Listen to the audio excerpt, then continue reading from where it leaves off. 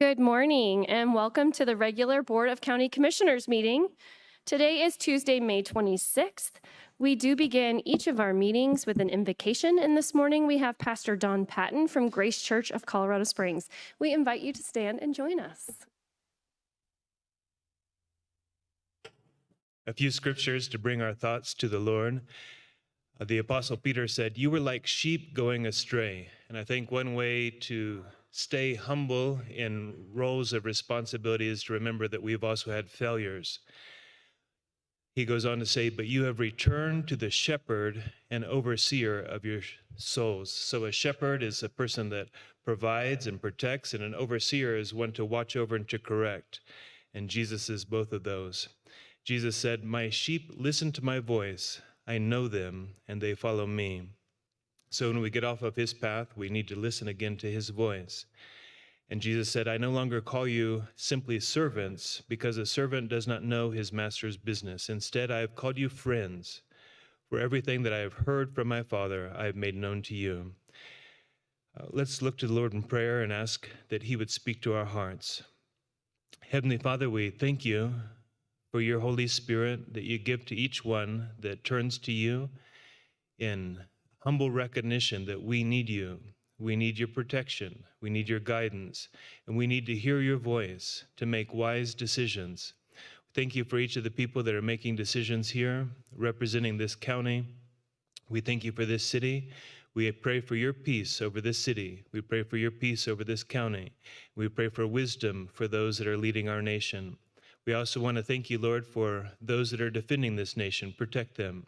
We pray for those that are mourning the death of those that have served this nation. Comfort them. We want to thank you, Lord, for the deputies and the police officers that protect our community. Be with them and strengthen them and bless their families. We ask for your blessing upon this meeting. We commit ourselves to you and pray in Jesus' name. Amen. And Vice Chair Nelson, if you'd lead us in the Pledge of Allegiance.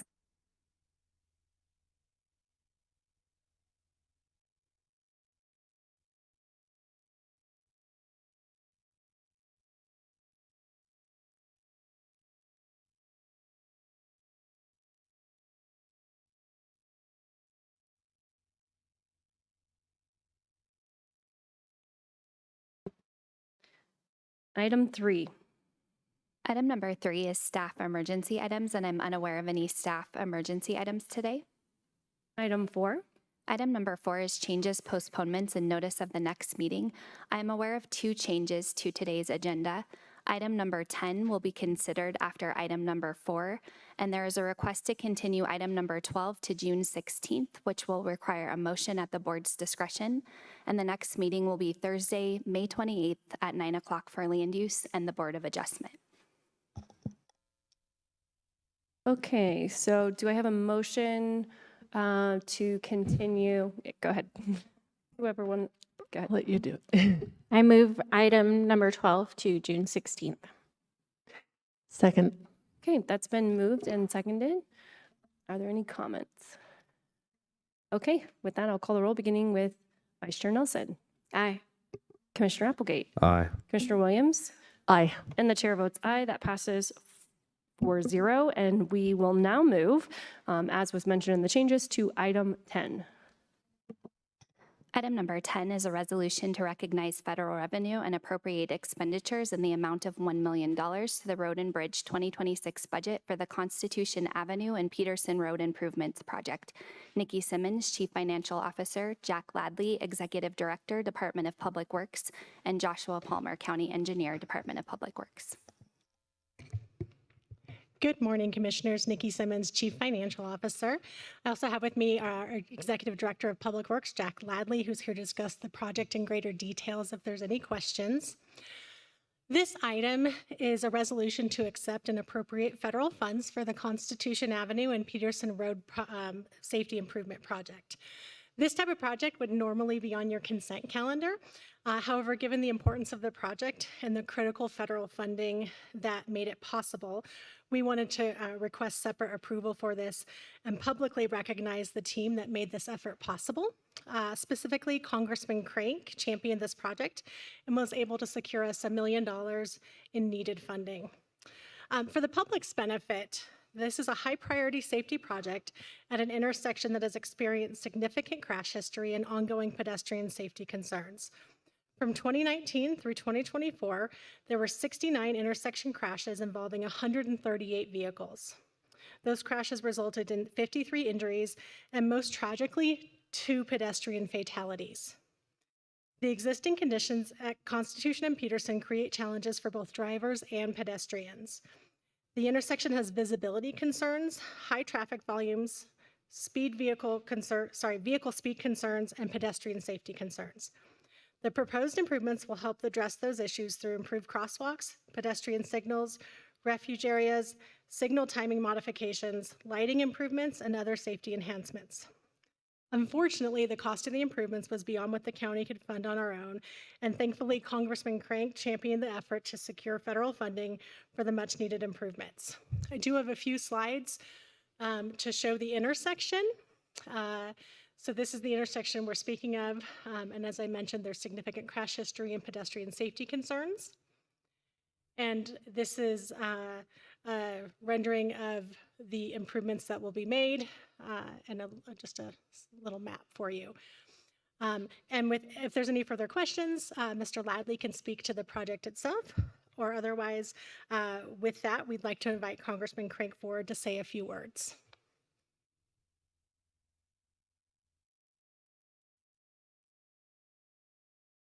Well, thank you, Commissioners. It's an honor to be with you. And first and foremost, I want to thank you for bringing the project forward to our office. And, this is what I know that our constituents expect from us, which is government working together, not fighting each other, not protesting, not assuming that one level of government is illegitimate and the other one isn't.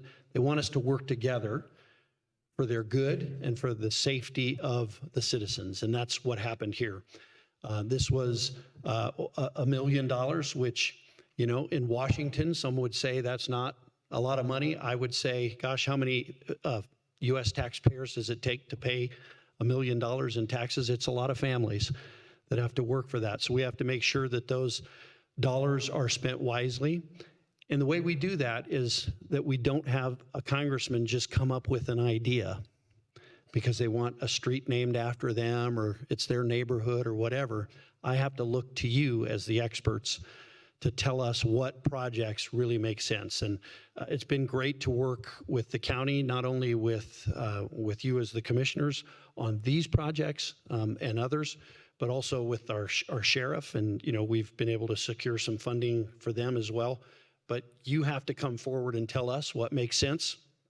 And then I will go and advocate and fight for our community to do that. So really the thanks goes to you for coming forward with this project. And I know this has been, so many crashes there, several injuries and very unfortunate situations that have happened there. And so this is a good opportunity for all of us to do what I think our constituents expect us to do, and that's to fix the problem. So thank you for working with us, bringing the project forward, and happy to do this on future occasions as well. So thank you. Thank you so much. And thank you for taking the time to be here today. That is such a treat for our community and for us to be able to do this and have you be a part of it. And I'm going to ask if there are any comments that would like to address to Congressman Crank. I just wanted to thank you, of course, personally for for helping to fund this project, but also Ryan Parcell, Brandon Wilson, and I would suspect our Department of Public Works. This was a very good project to bring forward for congressionally directed spending, and we greatly appreciate it. If I could, Commissioner Williams, I'd be remiss if I didn't say thank you to your staff and to my staff as well. We take all the credit for this, but it's usually our staffs that are actually doing the hard work of getting this put into a bill and those sorts of things. So thank you to the county staff who worked on this and to the staff on my staff who got it done as well. Commissioner Applegate. Yeah, and to kind of reflect on what you're saying, you're only as good as your support staff sometimes. So yes, so thank you for all your staff's hard work. I mean, I know our people they're great. I mean, I praise them all the time, but I appreciate you focusing on this project. This is awesome. I mean, I'm the chair of the PPRTA board, and I love like sitting there and trying to get ahead of these problems, of the infrastructure issues, trying to stop things before they get out of hand, before they really create a big problem. In the road maintenance, any preventative maintenance we can do, anything that'll create safety measures. So this is great. You know, this is really that we're getting ahead of this before it becomes a problem. Because the biggest thing I learned in maintenance was an ounce of prevention is worth a pound of cure. So, yep. Thank you. Thank you. Vice Chair Nelson. Thank you for being here this morning. Thank you for your service to our community. And I love that we were able to collaborate on this work. And as it was already said, staff made it really easy for us to provide the information. And you know, Chair Geithner and I were just back in DC in March to think about federal funding for this next year and where those dollars could be distributed, and advocating for El Paso County, as we're the largest county in the state. And while we want to keep taxes low, the reality is we all pay federal taxes. So let's get some of those federal dollars back into our community. And so just really grateful for your willingness to meet with us both times when we were back in the fall and then the spring. And it's really exciting to see these different levels of government working together. So thank you for being willing. In the pit of vipers of Washington, D.C., it's always good to see a friendly face and one of my commissioners. So I appreciate you coming back. And there'll be more to come. We're going to continue, as you know, to work on these. I'm not going to go grab some project out of thin air that I think is worthwhile. You have to bring those to me. We'll work together for the good of this community. Thank you. Sounds good. And give us feedback if there are things we can do to help you with understanding what you need to make your decisions. Thank you. Okay, and just one more huge thanks. This is a project that's in my district, and so it's near and dear to my heart, and I am just continually grateful. Very well said by my fellow commissioners, and I agree. The staff on both sides are so important to making this all work. So thank you so much again, and for taking the time. I know you have a very busy schedule, and it is really fantastic to see you here and be able to present this to the community together. With that, if you have no further comments, I'm going to go ahead and proceed with a vote on this. We'll begin with Vice Chair Nelson. Aye. Commissioner Applegate. Aye. Commissioner Williams. Aye. And the chair votes aye. That passes 4-0. And we are going to take a brief recess to do a photograph.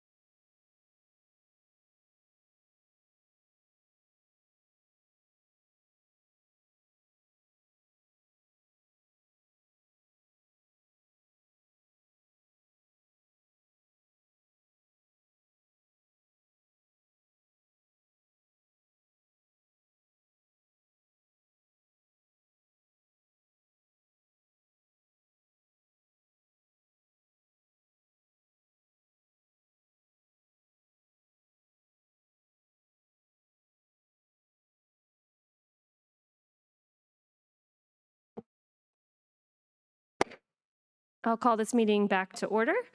Thank you all for your patience as we did that photograph. I also, again, huge thanks to Congressman Crank for taking the time to be here. I do want to make a bit of a clarification for the record to appropriately capture that I made the motion for this item and I seconded it. okay, great. And so with that, we are ready to move on to item 5. Item number 5 is the consent calendar, including items 5A through 5F7. Okay, is there anyone here who wishes to speak on an item on the consent calendar?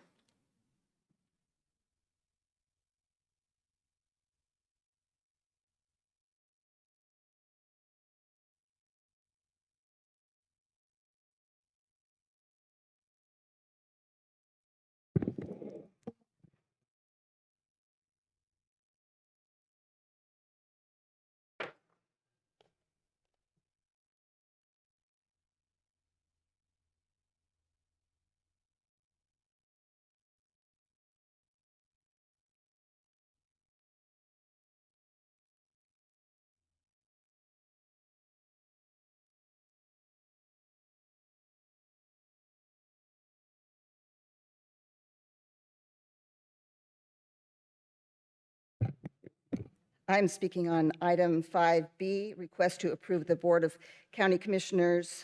Oh, excuse me, I got the wrong one.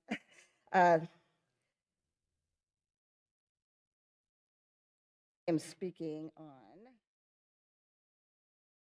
on the election of the county commissioners. Is that this item?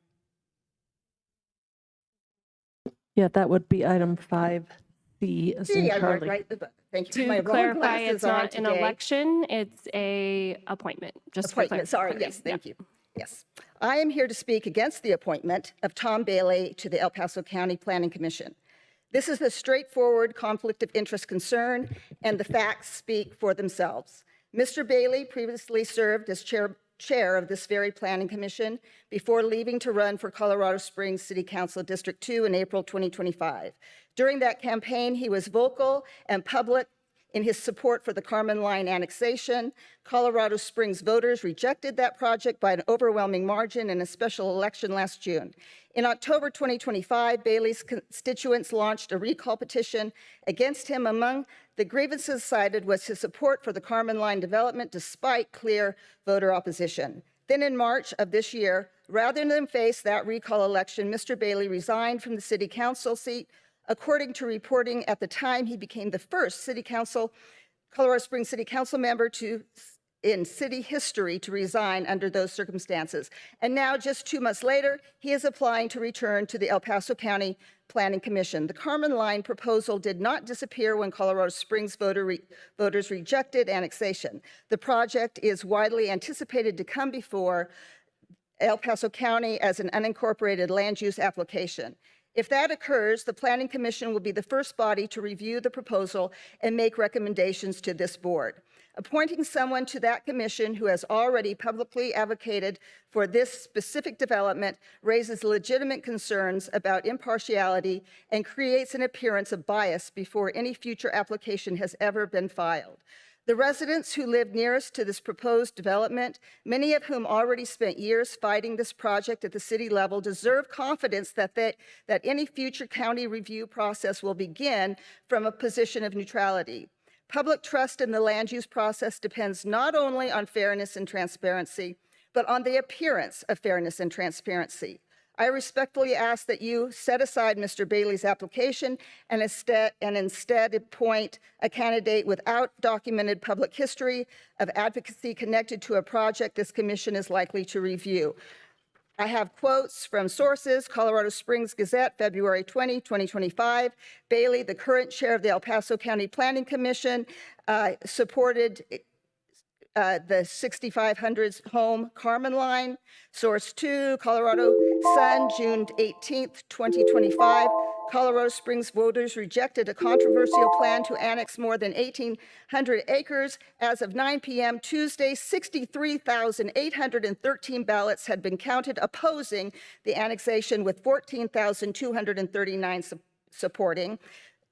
Source 3, Colorado Springs Gazette, October 20, 2025. Ma'am, your time has expired. Please wrap up your comment. Yes, the recall petition for Councilman Tom Bailey cited a pattern of disregard for his constituents on the major votes.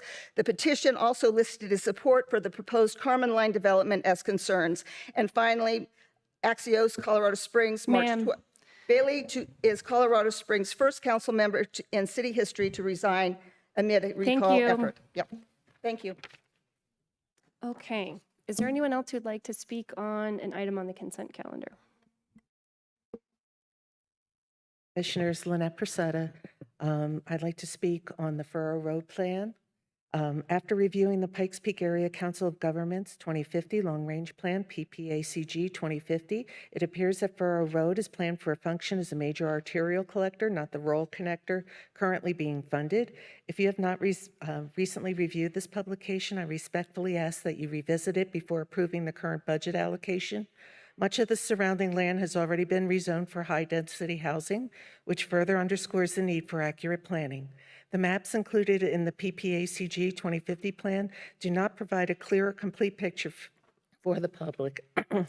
Notably, they omit the recently renamed County Line Road, Palmer Divide Road, making it difficult to understand the full scope of the project, which extends all the way to Highway 83. The public deserves full transparency and a complete view of the area, unless the long-term intent is to shift this region towards Douglas County.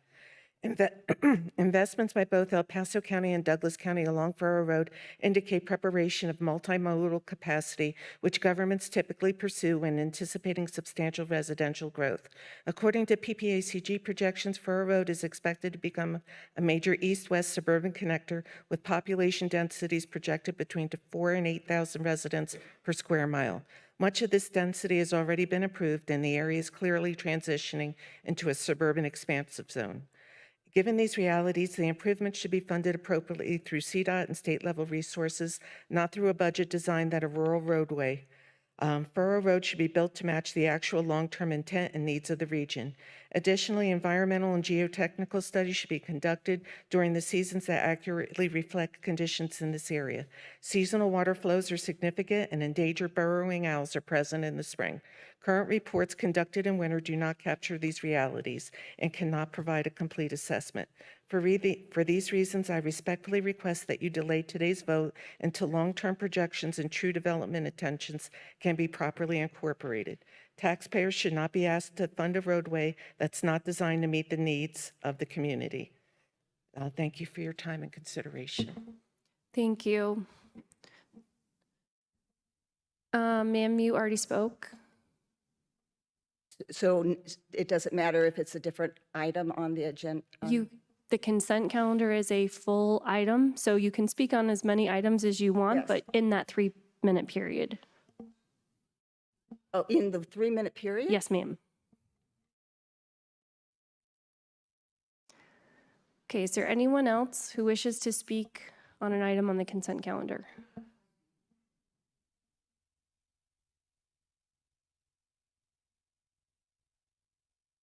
Linda Drummond.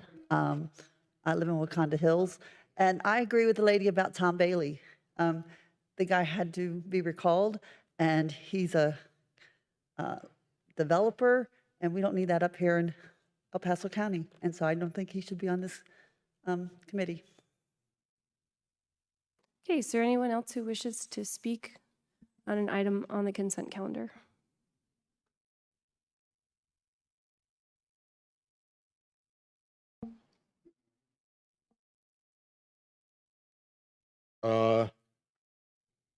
Commissioners, I want to briefly follow up on Lynette's comments because what she laid out raises serious questions about process, transparency, and public trust. We keep being told that these projects are simply the natural result of growth, yet the timeline demands scrutiny. According to the records, Lynette referred studies tied to the Buc-ee's Light Corridor, and this area began years before the public knew about the larger development plans now unfolding. Reports commissioned in 2019 and afterward repeatedly focused on public safety, yet the work appears deeply connected to infrastructure that would ultimately support large-scale commercial development. And here is what should concern every resident in this county. If these studies were truly about safety and environmental risk, why were they consistently conducted during the driest part of the year when groundwater and drainage conditions are naturally minimized? That is not a small detail. A 7,300-foot seasonal conditions matter. Hydrology matters. Geotechnical conditions matter. Public safety cannot be evaluated only when the landscape is at most favorable. Lynette also raised concerns about whether a rural connector road was knowingly advanced despite foreseeable impacts tied to a mega project. If that is true, then the public deserves answers about whether the process was designed around actual long-term planning or around avoiding the level of scrutiny a major arterial project would require. Because this is exactly why public distrust is growing. People are not reacting simply because growth exists. They are reacting because more and more it feels as though the real decisions are happening administratively behind the scenes long before the public is ever meaningfully brought into the conversation. And when citizens finally do discover what is happening, they are treated as obstacles rather than constituents. That is backwards. If this truly is about public safety, then there should be no fear of full public hearings, independent review, transparent records, and environmental and infrastructure studies that reflect real conditions across all 4 seasons. The public is asking for transparency, accountability, and a process they can trust. I also have one other thing to say. Mr. Bailey resigned 77 days ago. There's really 3 reasons why, in my life, that why people resign. 1, medical. 2, to spend more time with their family. Or 3, because it's politically gotten so bad for them that they can't function as a political process. I only have about 15 more seconds. It obviously isn't health because 77 days. What did he have? A cold? 77 days. What was he for his family? No, that didn't happen. It happened because of political pressure by the people of Colorado Springs, which is 2/3 of your constituency. Pay Thank you, sir. attention. Thank you. Okay, is there anyone else who wishes to speak on an item on the consent calendar? Okay, seeing none, I will bring it up here for any comments or motion. Motion to approve the consent calendar. Second. Okay, it's been moved and seconded. I do have some comments. Go ahead, Commissioner Williams. So I just wanted to make a few comments. First of all, on the Furrow Road issue, and I would appreciate some clarification on this issue with you privately. Furrow Road goes north to south. I wanted to say specifically between Highway 105 and Higbee Road, we are trying to slow down traffic on Furrow Road because it is a great snow sledding hill. And if you get a gazillion high school students cutting over on Furrow Road from Highway 105 to go to Lewis Palmer High School, going down that steep hill, you're going to have numerous accidents with high school students driving on that. So that section specifically there, we are trying to slow traffic down through the use of a roundabout, a couple other things, so that the high school students don't slide down that road. And it is a north to south road. County Line Road is another matter because half of County Line Road is owned by Douglas County. They have a tax rate of about 10 mills more than we do. We run at 8 mills, they run at about 18 mills. And so sometimes I'm really surprised that their side of County Line Road isn't paved in gold. So that's a different issue. I don't know what plans have been made for County Line Road at this point in time. I do know they're planning, CDOT's planning a high-speed roundabout at Highway 83 and County Line Road. And while I have a lot of concerns about that because I don't know if semi trucks can handle a high-speed roundabout. Councilmember Tom Bailey, I live in his district. It was my understanding that the recall involved specifically Royal Pine Apartments, which is by the Lifetime Fitness and Memorial Hospital as affordable housing, and it was very specific to residents of the Pine Creek neighborhood. I probably have a different perspective on of it than you, and there may, I don't know, well, I can't say whether or not there was a medical issue involved because I honestly don't know. But he served to understand our overall land use process and not in relation to any proposed developments on the top of Monument Hill. Our code is going to be about 400 pages long, and it's a lot to understand. And he served for 4 years as a planning commissioner and is able to read through that. And when we read our minutes up here before we vote on those issues, we always pay attention to what the Planning Commission says. Now, I would recommend to our county attorney that perhaps, and to our land use director, that Mr. Bailey perhaps consider recusing himself from the future Carmen Line development. We have the associate planning commissioners who are appointed by the commission, and we have planning commissioners who are appointed by us. And I think that where he has made public statements about that, it would probably be inappropriate for him to do anything other than recuse himself from that particular application when it comes forward. So those are my comments. Thanks. With those comments, I'll just add a couple of my own. I really appreciate you addressing those for roads specifically being in your district. There have been some statements made. I'm just going to say for the record, some of the statements that are being made are completely inaccurate. Some of these projects are voter approved that we have looked at over the last little bit, and they seem to be conflated with some other things. When things are voter approved, we move forward on them. So they were not done in the dark in any way, shape, or form. So those comments that continue to to try to draw a greater conspiracy from what is happening. These are all projects that have been in the works, some for a decade. So I want to make that clear. And second of all, in response to Mr. Bailey, I think, anytime we have either a planning commissioner or a commissioner that is here on this board that may have a genuine conflict of interest, we consult with our county attorney to make sure that we are following both legal and ethical requirements. And so we're going to continue to do that no matter what. I am also going to state I did not closely follow all of those proceedings.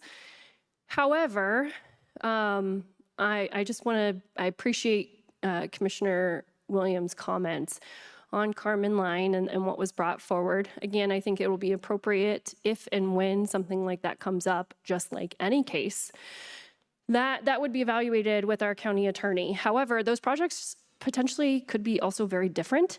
Carmen Line was an annexation.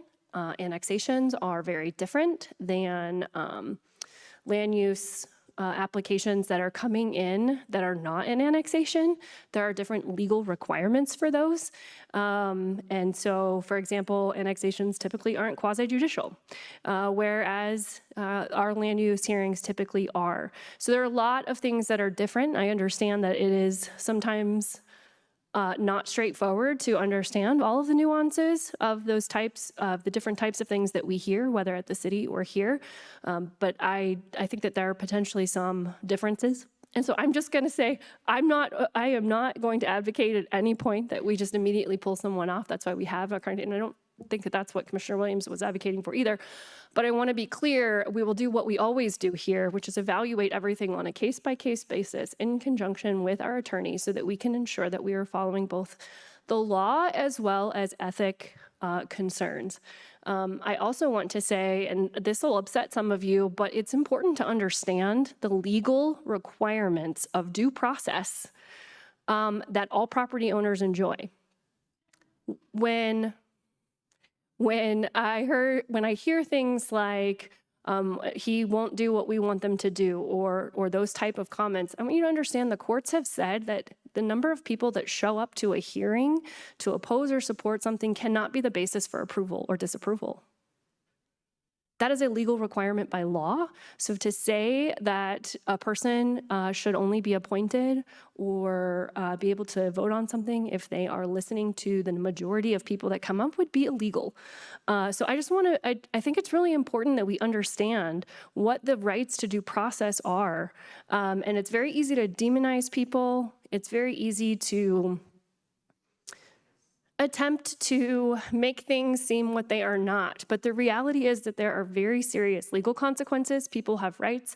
There's due process requirements. We do our very best to follow those due process requirements here. That's why we have hearings. That's why we talk about consistently, and I'll probably read this again today before our comments, only things that are, only evidence presented in a hearing can be considered. All of those things are legal requirements. You may not like them. I am a person who believes in the rule of law.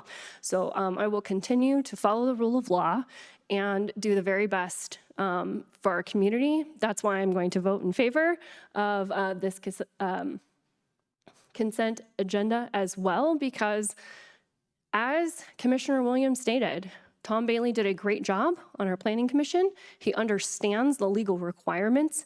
It's very important for the county so that we both, again, follow due process as well as we don't put ourselves in legal jeopardy, which can also happen if we don't have people following the rules or choosing their preferences over legal responsibilities.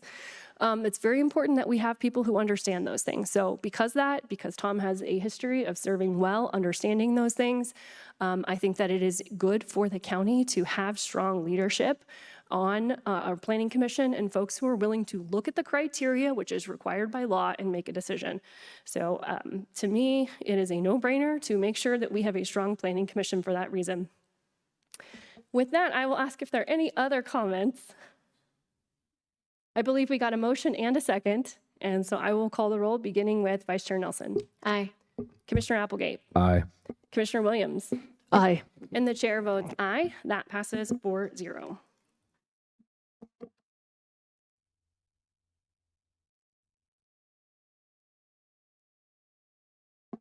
Item 6.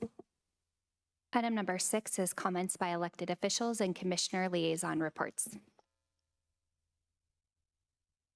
Okay, are there any countywide elected officials who are here today to speak? I don't see anyone, so we'll begin with Vice Chair Nelson. Good morning. Tomorrow is going to be a very long day. Commissioner Geithner and I both serve on the El Paso County Board of Health, and we will be, in addition to some of our regular agenda items, monthly agenda items, we will be holding a hearing for our on-site wastewater treatment system, which is a fancy way of saying septic tanks, and getting feedback from the community on updates to our code, our regulations, certification requirements. This is initiated because of some state level changes, but while we're at it and updating according to what the state is requiring, we are evaluating what El Paso County requires. And so if you're interested in doing some light reading, take a look at the updates to our on-site wastewater treatment. They're posted on the El Paso County Department of Health website. Would love to hear from the community on how citizens may or may not be impacted by some of the changes. And, I believe the role of government is to protect individual freedoms and respect private property rights. And so we want to make sure we're balancing health and safety of the community along with making sure that people can use their property in the way that they wish to do so. So I have a lot of reading to still do before tomorrow's meeting myself. So hopefully this afternoon and tonight I'll be working on that. And then in the afternoon tomorrow, there's the Region 16 Opioid Abatement Council, and we will be reviewing applications for those funding streams, which is from the Colorado Attorney General filed lawsuits with pharmaceutical companies. This happened across the nation.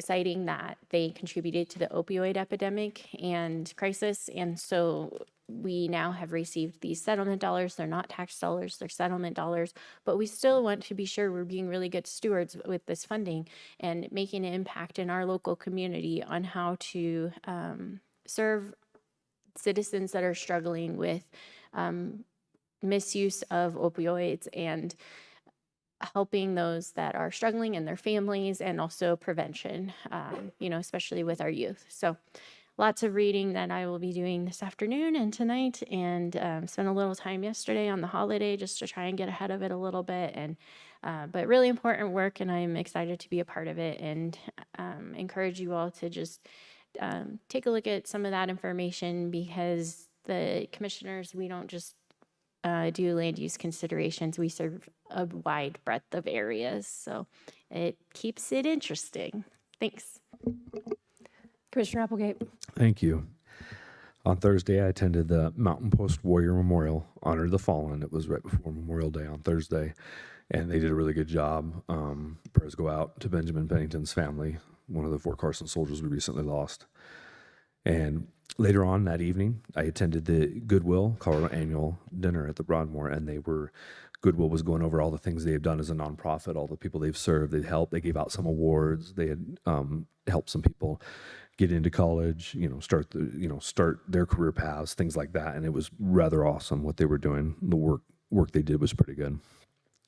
Friday, I attended Air Force Academy. They did a cadet wing change of command, and that one was actually rather interesting because they drug all the cadets out, had them stand in formation for a real long time. They came around and saluted the commander as the new commander got sworn in, or took his cadet command, change of command.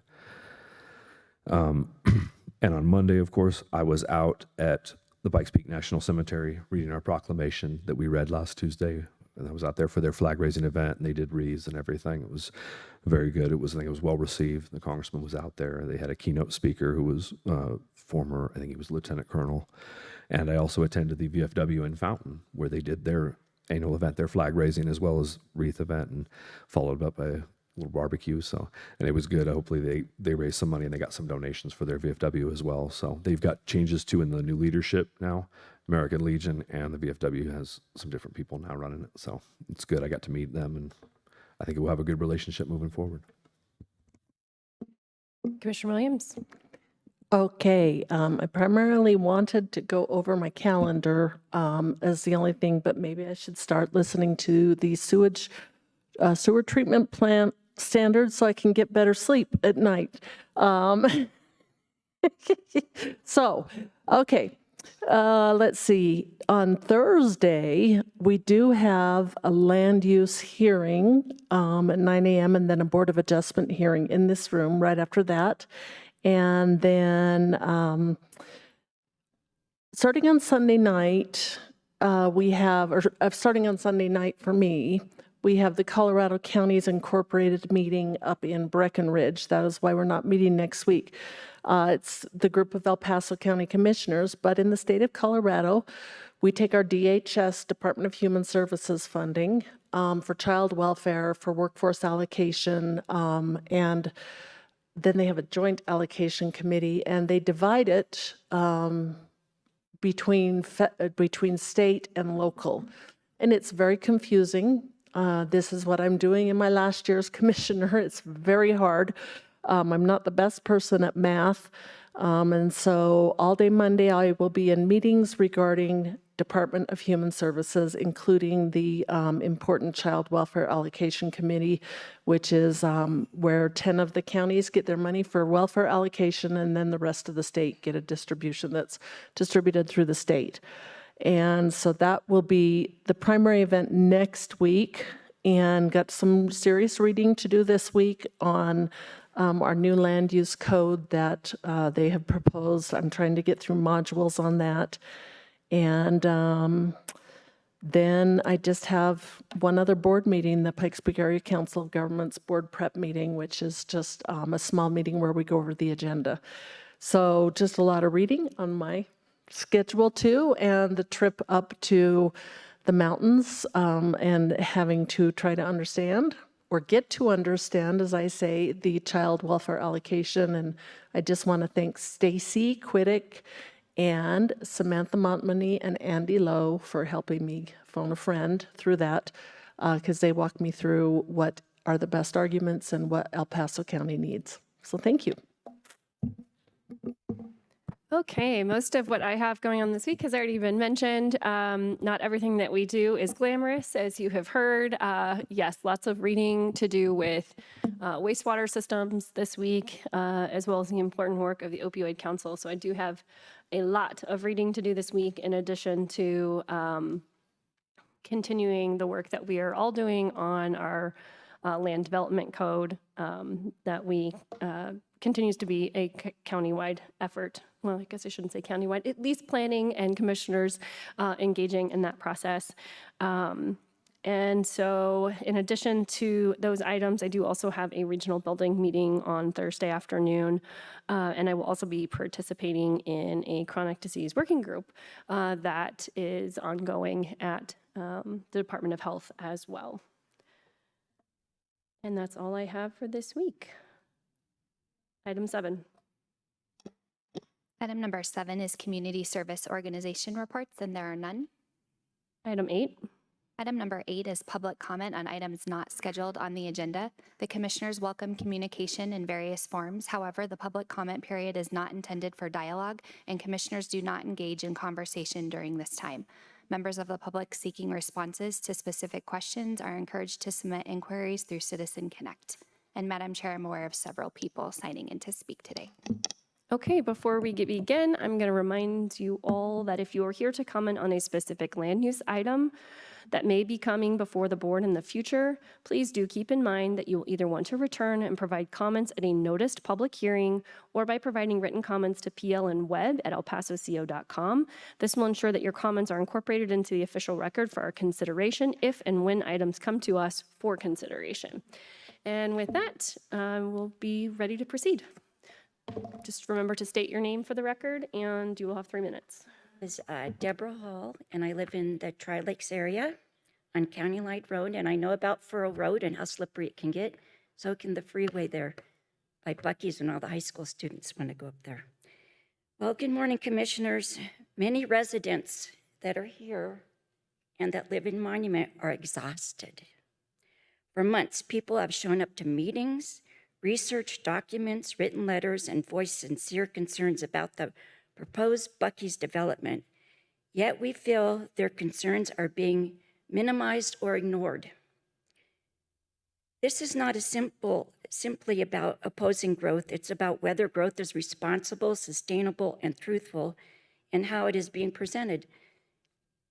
Just like the intersection there that Mr. Crank had to work on with you guys, you're going to be doing that on Monument Hill.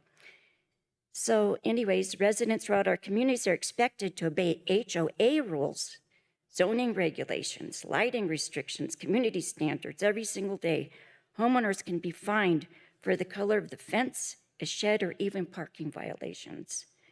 Residents are consistently being told to conserve water, follow regulations, and accept increasing restrictions in daily life. So when a massive corporate travel center is presented as merely as a convenience store, many residents feel that this is a slap in the face to the people who have worked hard to protect and preserve the community. And water here matters. We live in a semi-arid region where residents are continually asked to conserve and prepare for shortages. Yet at the same time, this community is being asked to accept one of the largest travel centers in the country at a sensitive gateway to Monument Hill. Please do not dismiss these concerns or emotional resistance to change. Residents are raising serious questions about water, safety, traffic, environmental impacts, and compatibility with long-term vision for this area. And also, I was thinking, I really feel God's had me come here. I'm a Christian, I'm a Republican, and I feel like he gives me boldness sometimes. But I was thinking about the HOAs, that I live in an HOA neighborhood, and probably many of you do too. HOAs can control many aspects of our property: fences, landscaping, paint colors, lighting. But there's something that doesn't seem to add up. Counties are told to protect the character of the entire communities by honoring master plan zoning, infrastructure capacity, water resources, wildlife, open space, and the quality of life in the community's character. And it doesn't add up. We pay you taxes. You're like a HOA to protect us. We want our land use to be what we want it for. Why don't you just get rid of HOAs in the state of Colorado? Thank you.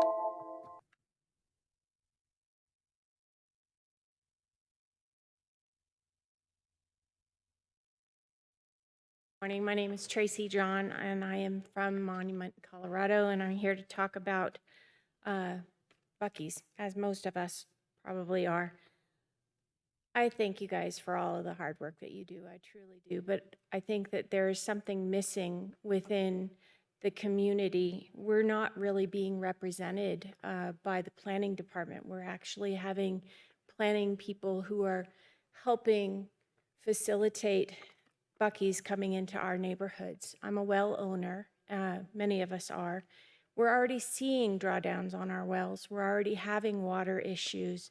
To have a huge travel center that is going to possibly get 11 million gallons of water on a declining aquifer that's already been written up about. The most recent article was just published on the 25th, saying that we are declining. Our water sources are declining. You guys have a moral duty to protect our environment, our resources. The safety standards that are coming with the Buc-ee's are truly egregious. You're seeing difficulties up in Johnstown. It's going to be a nightmare up where I live. I live off of Bacon Light and I-25 and County Line. When that travel center gets there, we're not going to be able to get out of our area. It's going to be a safety concern, and the zoning isn't even appropriate for that area. So we would strongly encourage you guys to take a good look at what's being developed. Understanding that even in Larkspur, they had to shut down a beautiful rest area because of the traffic and the lawlessness that was occurring in that area. Monument Hill is not the area. I'm not opposed to corporate growth. I'm not opposed to any developments, but I am opposed to areas that are already struggling just to be safe, just to have just the basic needs of water, resource management, safety, traffic, lighting. All of those things are going to be a concern with Buc-ee's, and I hope that when that application is presented to you, you guys strongly look to what's best for the community and the state and our water resources, because if I don't have water, there's nothing. You guys don't have water, you have nothing here in this state, and we're number 3 on the list in terms of water resource scarcity. So I would hope that you guys look at that. Thank you for your time. Is there anyone else who wishes to speak at this time?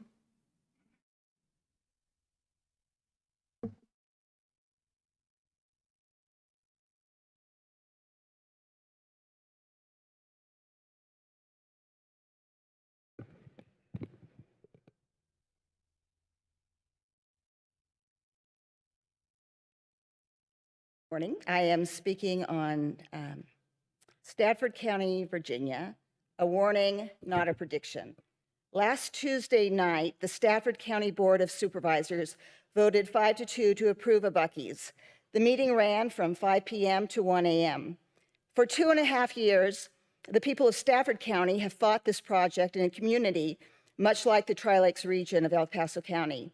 And they're not giving up. That construction cannot begin. The project still faces extensive state and federal transportation review that could take well over a year. And opponents have made clear they intend to continue fighting as it moves forward. However, this is a heartbreaking setback.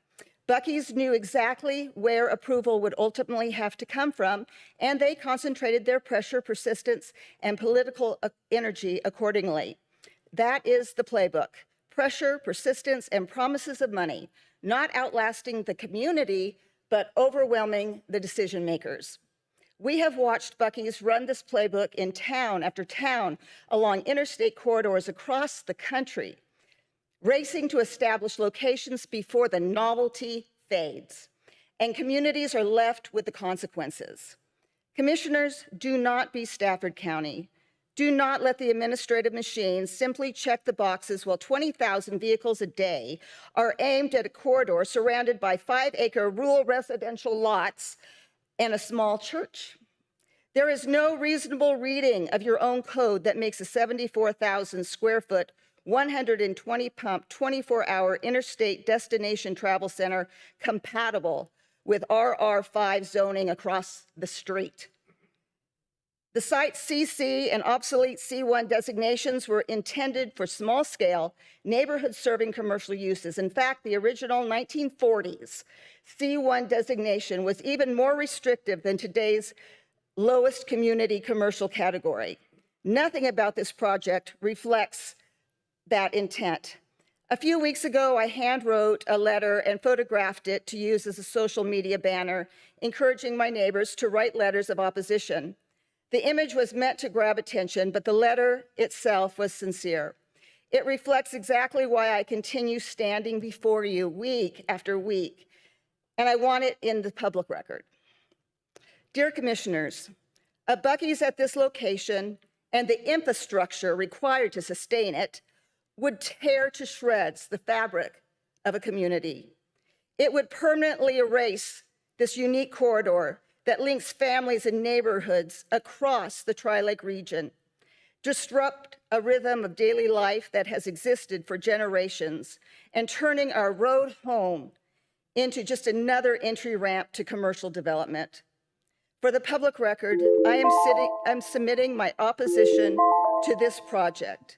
Respectfully, Laurel Scow, Woodmore, Colorado. Thank you. Is there anyone else who wishes to speak on an item not on the agenda?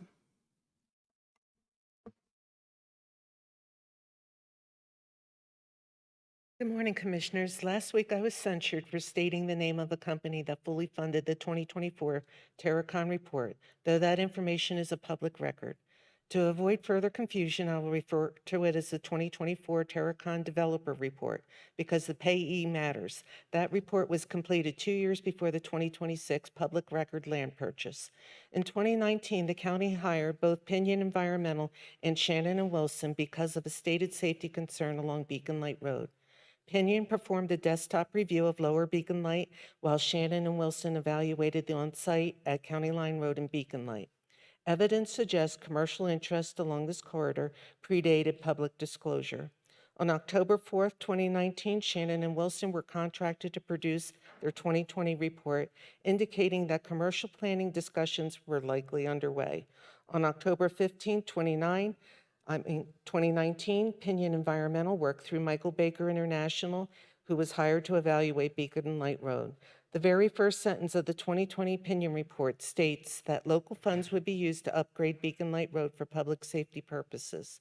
However, every major study linked to this corridor that I can find, the Pinion report, the 2020 and 2022 Shannon & Wilson, and the 2024 Terracon Developer Report, was conducted in late fall or winter when watershed conditions are naturally reduced.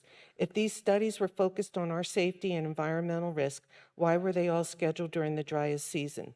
But keep in mind the 2024 Terracon Developer Report documented groundwater at just 8.5 feet deep. The Terracon Developer Report is especially important because geotechnical reports are not speculative. They are formal due diligence documents. That work was funded and completed well before Beacon Light construction began in 2025. Beacon Light appeared on your agenda in July 2021, followed by a supporting resolution in 2022. This information raises concerns because county, CDOT, and private developer all relied on the work connected to MBI, a firm that the county has worked with for more than 20 years. The public needs answers. Did MBI know about the Terracon developer study? Did MBI warn the county that a rural connector road would be inadequate for traffic associated with the mega project? Did MBI proceed with a rural design despite a duty to warn? Why was a major arterial option ignored?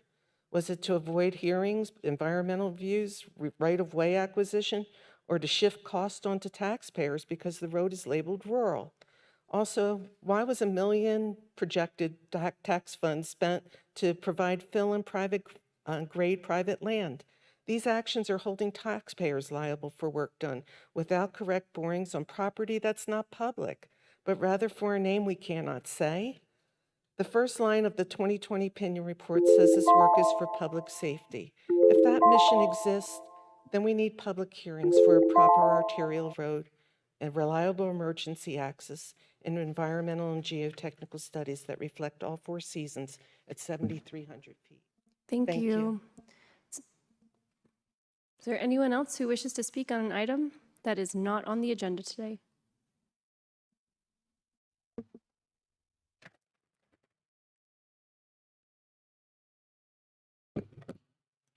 And while, are you signing in?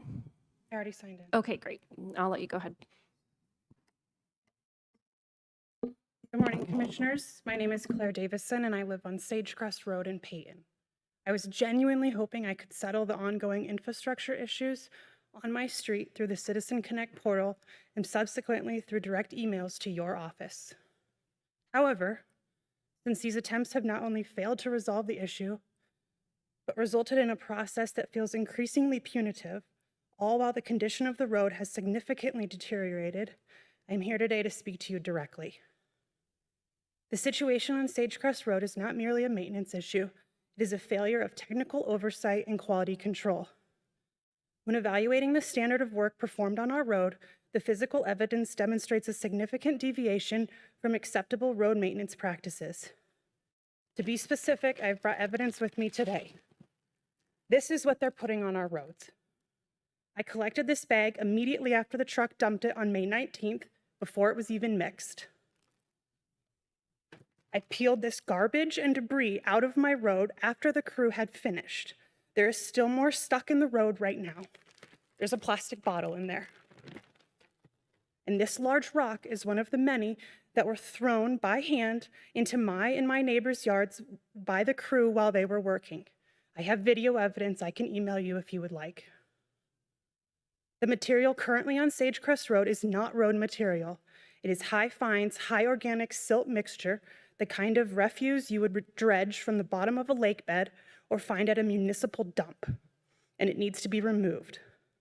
It was already beginning to degrade almost immediately, washboards forming roughly 12 hours after it was laid on May 19th.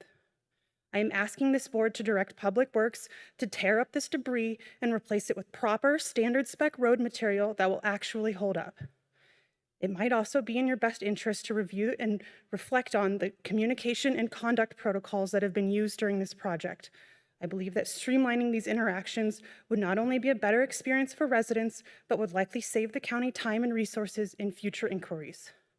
Commissioners, a public road should not be a liability for the taxpayers, nor should it require a private citizen to act as an inspector just to get basic service. I'm asking you to ensure that this project is rectified and brought up to the professional standard that the county promises. I fully expect to see this debris removed and replaced with appropriate durable material. Thank you for your time. Thank you. And if, I think you said that you've already emailed. I'm just going to ask if we could get a staff member to just make sure we have appropriate contact so that we can follow up with you. We will do. We will follow up with you and make sure we have your contact information. Where do you want this? I'm not taking it back. This is from your crew. They threw it in my road, or in my yard. I don't want it. You can just leave it right there on the floor. We'll take care of it. Thank you. Okay. All right. With that, I'm going to ask for one more request from someone who spoke. Actually, are you going to speak, sir?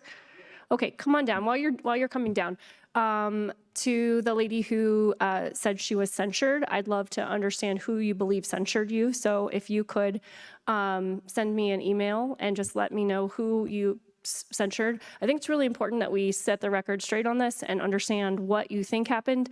A couple of weeks ago, there were some individuals who asked me to look into, and I don't see that individual here, so unfortunately I didn't have her contact information, that said that comments were removed from the record. I don't know who else said that, but we did check on that and that was not true. And so I just want to make sure we are setting the record straight here on these things. If it is happening or has happened or there's something that has happened, we will correct that. But so far, when folks have brought things like that, we have found that to not be accurate. So let's find out what happened, so that we can make sure, we know what's going on and that we are appropriately making sure, because we want citizens to be heard, whether we agree, disagree, or otherwise. It is your First Amendment right, and we respect that.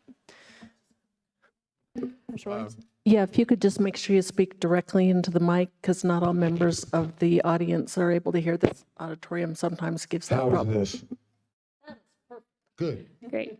Go ahead and proceed, Okay, sir. so I'm going to talk a little bit about the Buc-ee's up there. Some of the stuff that. Can you please state your name for the record? Yeah, before oh you- yeah, Herbert Presley. Thank you. I live in Woodmore, North Woodmore.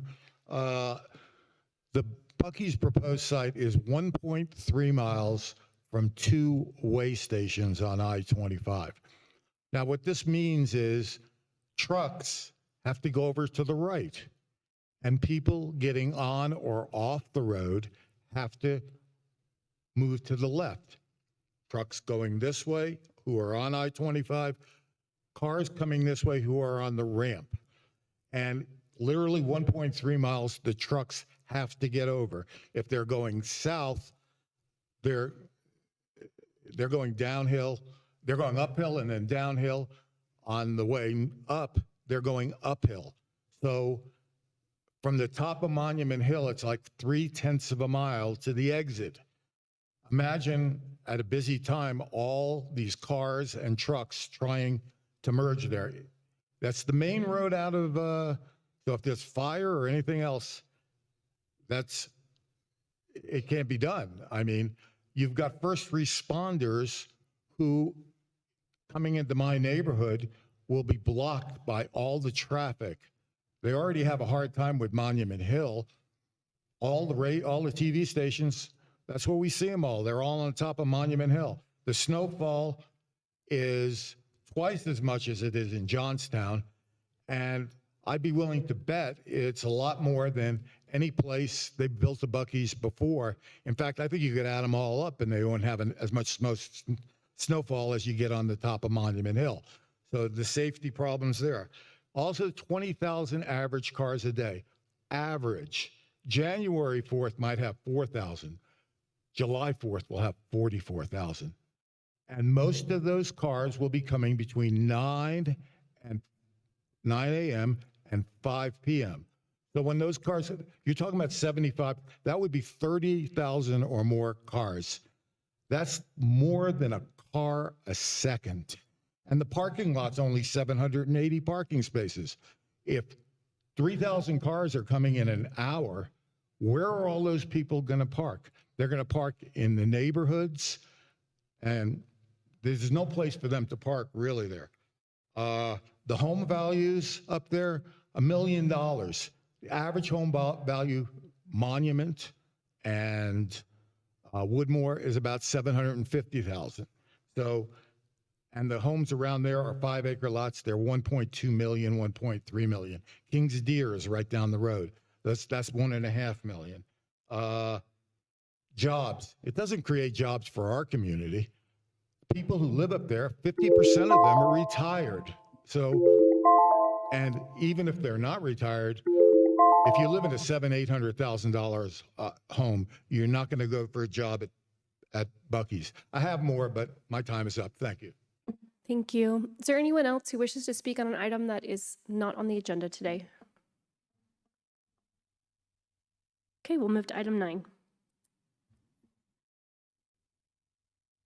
Item number 9 is the called up consent calendar, and there are no items called up today. Okay, so a reminder, we've already completed item 10, so we will move to item 11. Item number 11 is the application by Powers Liquors LLC, doing business as Powers Liquor Mart, to renew the retail liquor license located at 5847 Palmer Park Boulevard, Commissioner District Number 2. Jackie Allred, Clerk to the Board Manager, and Terry Sample, Senior Assistant County Attorney. And Madam Chair, if I could just provide a brief description Please. for this item. The licensee received a state violation of the liquor code on July 15th, 2025 for the selling, serving, giving, or procuring of an alcohol beverage delivery to a 17-year-old liquor enforcement division underage purchaser and is not eligible for administrative approval. The stipulation agreement and order is attached in the board's backup, and I'll turn it over to Terry Sample at this time. Good morning. Good morning. Good morning, Commissioners, Madam Chair. Or Your Honor. Oh. Just kidding. This is the owner and manager of Powers Liquor. At this time, I will turn it over to them. They can explain the situation, and then I will give the options to the board. Thank you. Great, thank Good you. morning, Commissioners. My name is Gulreez Malik. I'm the owner of Powers Liquor Mart, and I have with me Chris Farrell, who's the general manager of the store. He runs the operation. Almost a year ago, one of our cashiers who was delivering alcohol made a mistake and tried to get the ID from the customer. The customer didn't have ID, and she sold it to underage. We are sorry it happened. We have made a lot of changes in our operation, brought in new software, a lot of training, and since that time, we haven't had any issues. And we are very positive that going forward, we're going to be careful and not get into any kind of problems. We are here. If you have any questions, we'd be glad to answer any questions you may have. Commissioner Williams. So if I were to, if let's say my young child, I don't have young children, but let's say I'm 16 and I walk in and try to buy liquor without a license, you take the liquor back and say, go home and find your license? Is that now the procedure? And if anybody comes to a store, we check IDs. Our software will scan the driver's license, and there's just no way that we're going to sell anybody who's underage. This was a special case where our cashier went to deliver alcohol, and it was a setup, and the cashier asked for the ID, and the officer told the cashier that he was 21 years of age, and she made a mistake and thinking that it's not a sting, and the guy was really 21 years old. Okay, so hang on, you were delivering the alcohol to a house? Yes, yes. Okay, but you haven't had problems since then? No. Okay. Was the employee disciplined? Yes, she was suspended for about a week, and we laid out all the ground rules. The delivery thing was a new thing for us. We use DoorDash, Uber. We do it in our store too, and I believe it was a DoorDash. And DoorDash just gives a warning that when you deliver it, the person has to be 21. However, they don't have to prove that they're 21 when they're ordering it. That's on us to do, and unfortunately, we violated that. But we have apps now that we can use age verification. You just type in their birth date. We can always double check to make sure that they're actually 21. She just made a mistake. It was a one-time thing. It was the first time it happened in my tenure. I've been at the store since 2014, and it was our first violation, and it will be the last. Okay, so I want to dig in on this a little bit. So you have an employee who was suspended for a week, but is now currently still employed? Correct. Okay, and so when you say they have to type in their birthday, is that like, they're asking for the birth date? Repeat that? Are they asking for the birth date, or they are requiring that ID? Yes, both. We actually keep a logbook too of every delivery we make, their ID, their birth date, and everything, just so we know who our regular customers are. But every time they ask for the ID now, it's got to be presented. Just because they say they might be of age, obviously it doesn't mean that they actually are. Okay, so they are going to be required to ask for that ID at the door. Yes. And and explain to me again how you said you have a logbook. So is that how they're doing it? So I'm an employee, I go to the door, and I ask for the ID. How are you certain that those employees are actually seeing that ID? They have to ask for it every time. It's a requirement from us. And if there's multiple people in the home and one of them isn't of age, we refuse the sale, just because we don't want to take that risk that someone there might be of underage. Even if the actual person there who's made the purchase is of age, we feel that anyone there isn't, they will be denied. Okay. So I hear what you're saying. I think I know what the circumstances is that you're talking about. That so in a case, let's say I order from your establishment, you come to my house, I'm going to show my ID at the door. You're obviously not asking who else is in the home. I do have, teenage children, clearly. So when you say if there's anyone in the home, because that would be very typical for a parent, right? I assume you mean like if there's someone coming to the door and there look like there's a group of kids or something like that. If there's a party going on or something like that, exactly. It's blatantly obvious there's, Right. something happening. Yes, the sale is denied. Okay. But if the person who answers the door is of age and there's no reason for us to suspect that there's anything shady going on, we will make the sale. Okay, great. And this is communicated through training to all of your employees? All the employees, all of our employees except one do deliveries. And like I said, this only happened once. All the other ones are very good about checking IDs.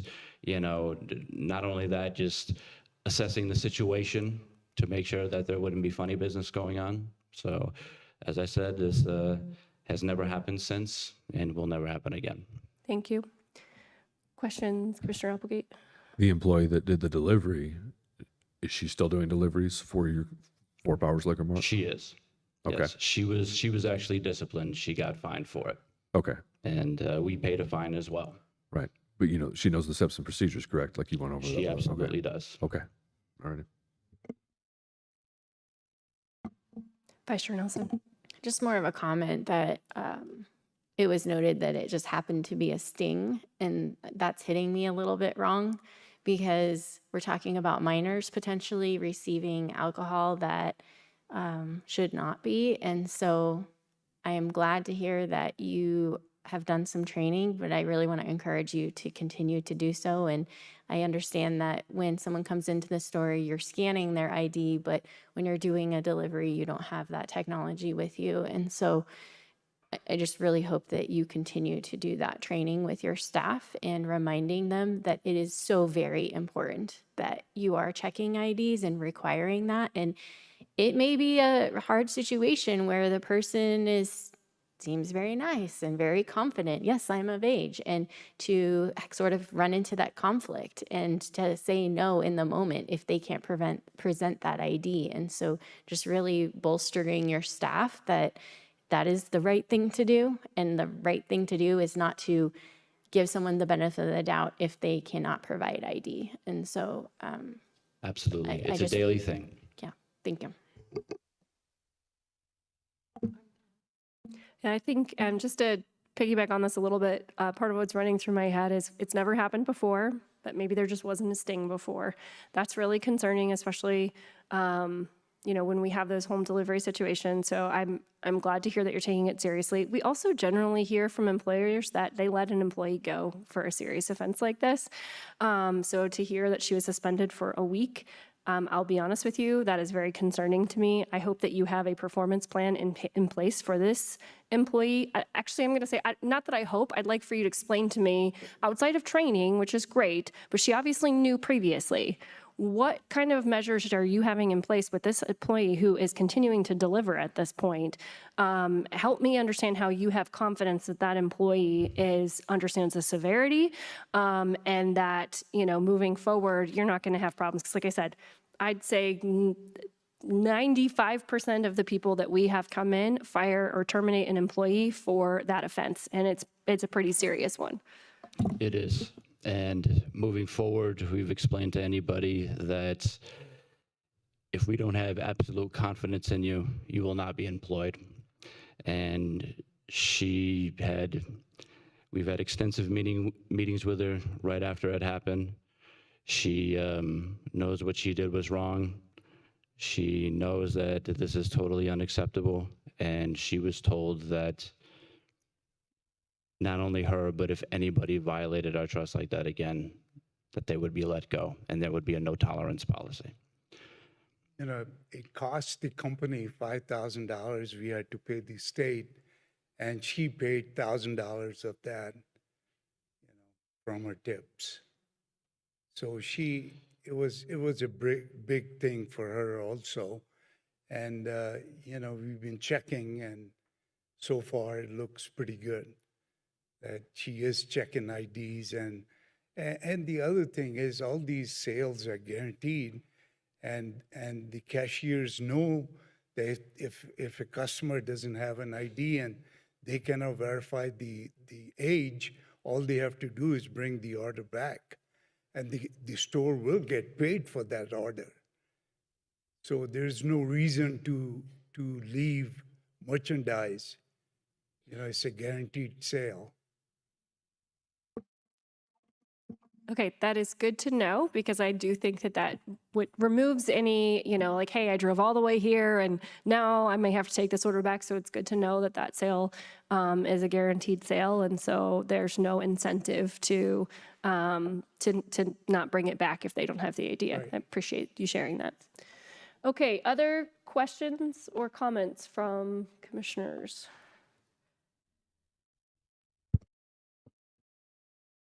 Ms. Sample, can I have a question for you? If we consider the renewal, but we consider it on the condition of a 2-hour training program for the licensee, is there any objections from you or the licensee?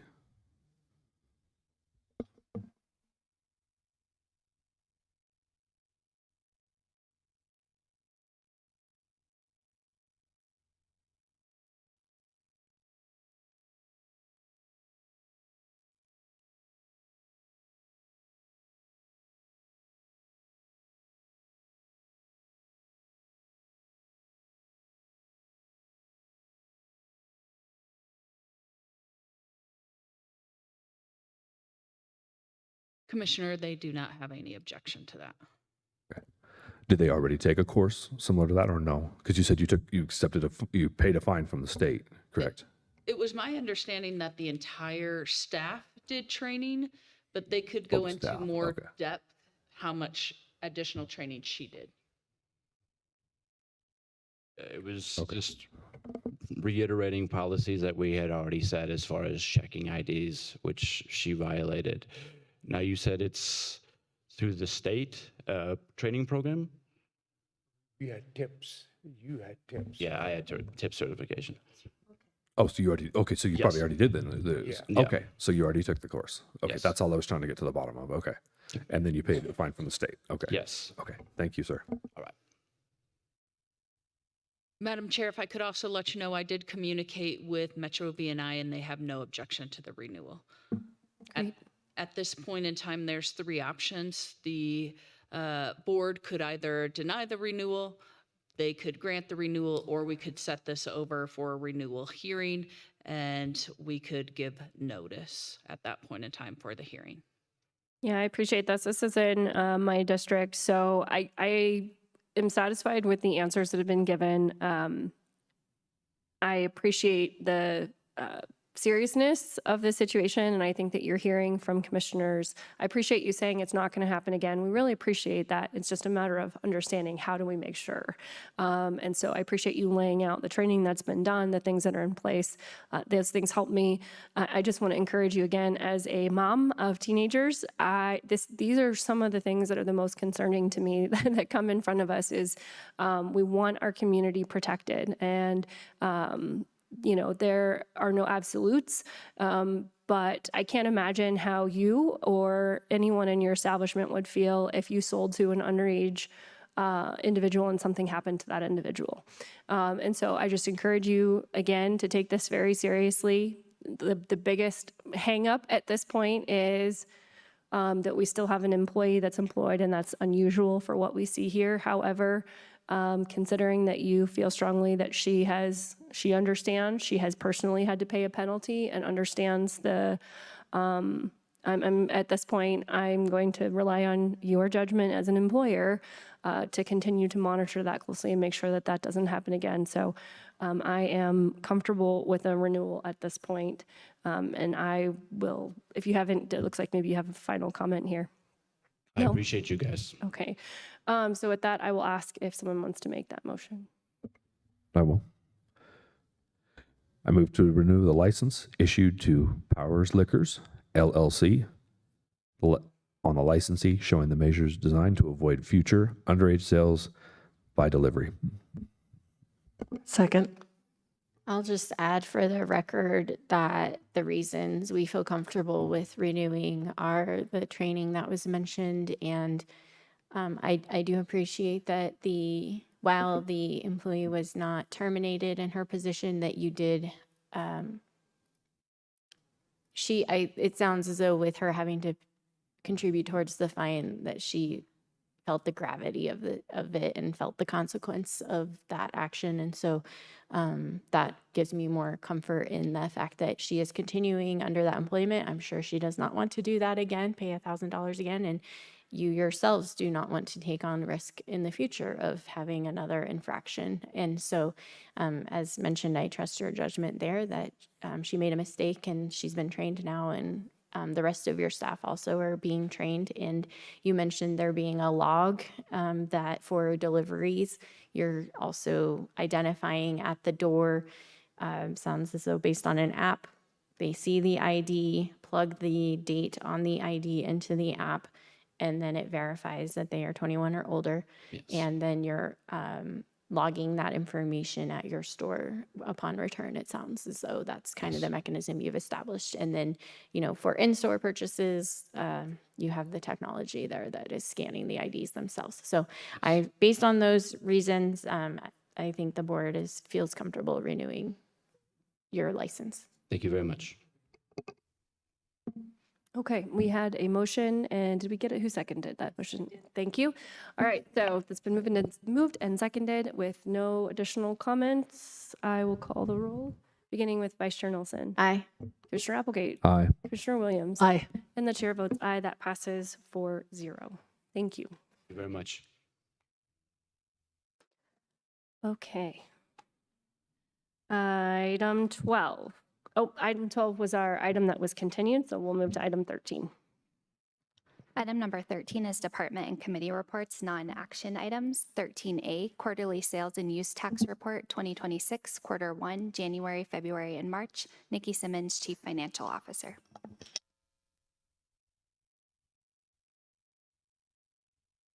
Good morning again, County Commissioners. Nikki Simmons, Chief Financial Officer. Here this morning to present the March 2026 sales and use tax report to the board.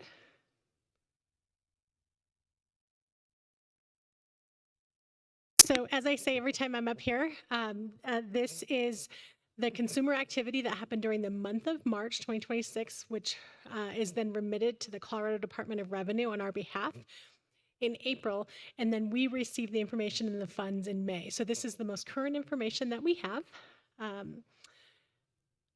It looks a little bit different, so I'm really excited. My staff has done a lot of work over the last few months to revamp what this looks like, so it looks a little bit different. And I'll show you in just a little bit where this is at on the website, so the citizens can go in, look at it. But from the Colorado Department of Revenue, so this is the retail activity that happened through the first quarter. We are up year-to-date 5.52% over collections year-to-date in 2025. Pretty steady for each month, 6%, 5%, and then about 5.5% for the 3 months, January, February, and March. As a reminder, to hit budget, we budgeted to be up about 1.8%. So these collections, and there's another chart here in a minute, these are above the budget that we had for 2026.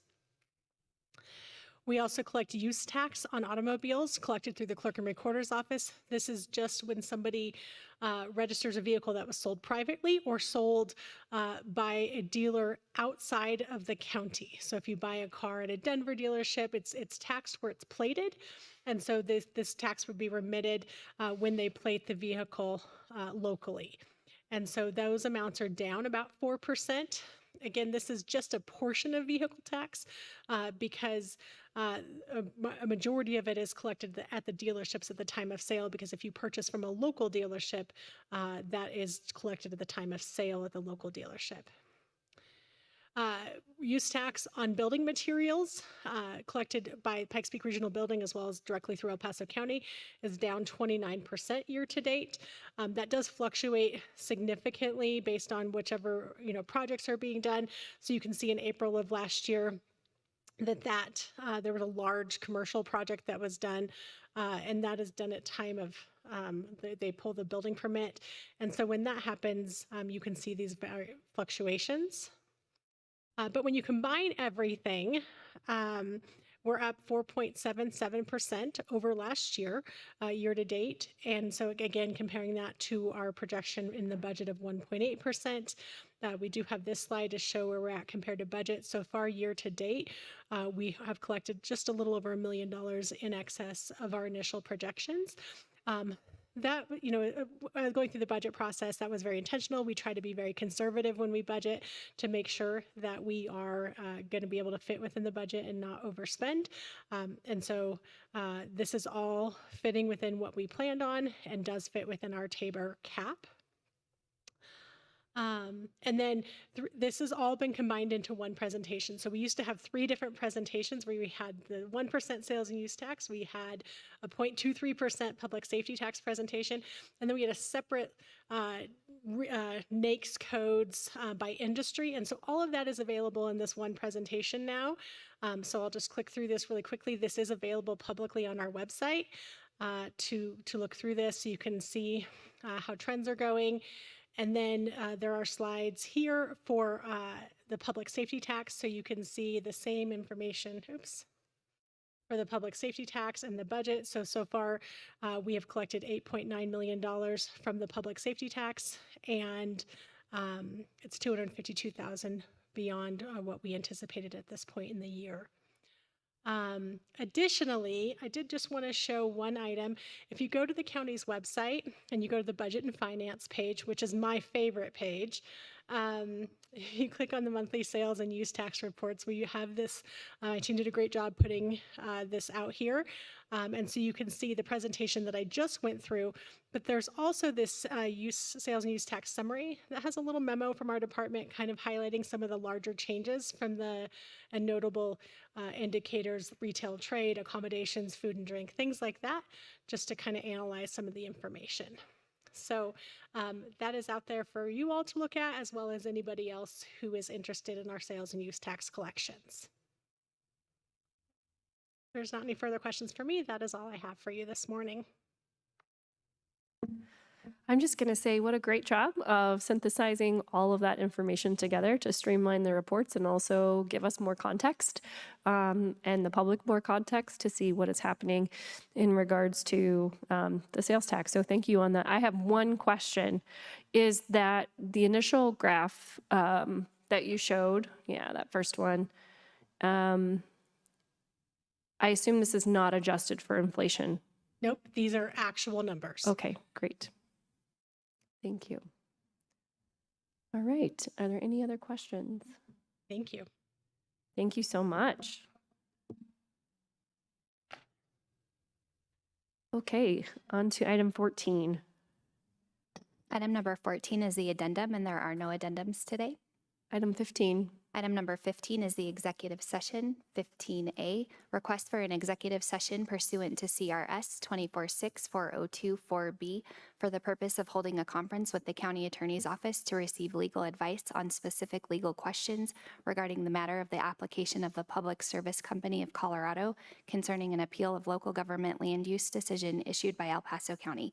Public Utilities Commission, PUC, case number 25A0355E. Kenneth Hodges, County Attorney, and Stephen Martin, Senior County Attorney. Okay, do you have a motion to go into executive session? It'll work. So moved. Second. Okay, that's been moved and seconded. I'll call the roll. Vice Chair Nelson. Aye. Commissioner Applegate. Aye. Commissioner Williams. Aye. And the chair votes aye. That passes 4-0. We are in executive session.